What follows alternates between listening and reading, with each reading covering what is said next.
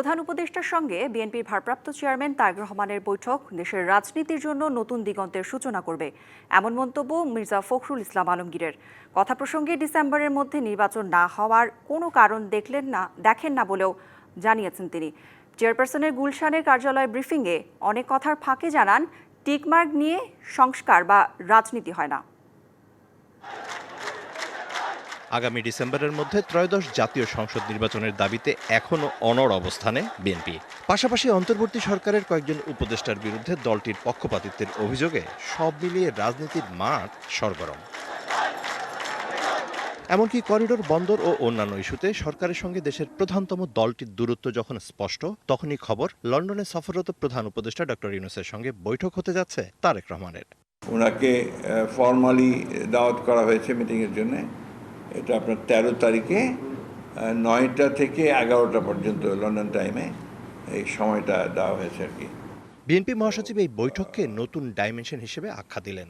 দলের ভারপ্রাপ্ত চেয়ারম্যান যিনি দল চালাচ্ছেন দীর্ঘদিন ধরে এবং রাজনীতিতে প্রধান কেন্দ্রবিন্দু হয়ে আছেন বাংলাদেশে। শাইনি চুলে এখন হবে সব হেয়ার স্টাইল। সিল্কোর দ্বিগুণ শাইনি চুল প্রতিদিন।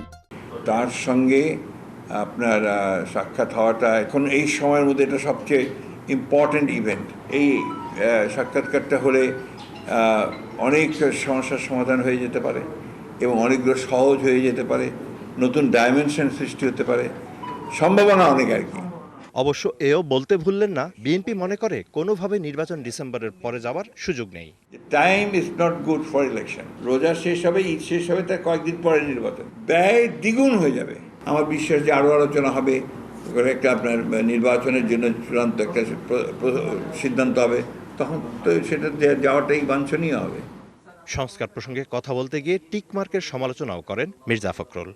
দুঃখজনক ব্যাপারভাবে আপনার সংস্কার কমিটিগুলো তারা যেভাবে জানতে চেয়েছে, এটা অনেকটা যে আপনার স্কুলের টিকমার্ক দিয়ে কি রাজনীতি হয় নাকি?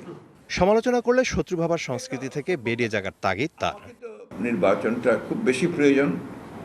এটাতে আবার অনেকে আমাকে ভুল বুঝবেন যে সংস্কার চাই না, নির্বাচন চাই। এই যে একটা আমাদের বিরুদ্ধে প্রোপাগান্ডা প্রচার, এটা কোনো যুক্তি নাই। আওয়ামী লীগ ও তার সহযোগী জাতীয় পার্টির হাতে বিএনপির নেতাকর্মীরা সবচেয়ে বেশি নির্যাতিত হয়েছে বলেও মনে করিয়ে দেন বর্ষিয়ান এই রাজনীতিবিদ। আওয়ামী লীগের সবচেয়ে বড়, তাদের অত্যাচার, নির্যাতন, নিপীড়ন, ফ্যাসিবাদের সবচেয়ে বড় ভুক্তভোগী হচ্ছে বিএনপি।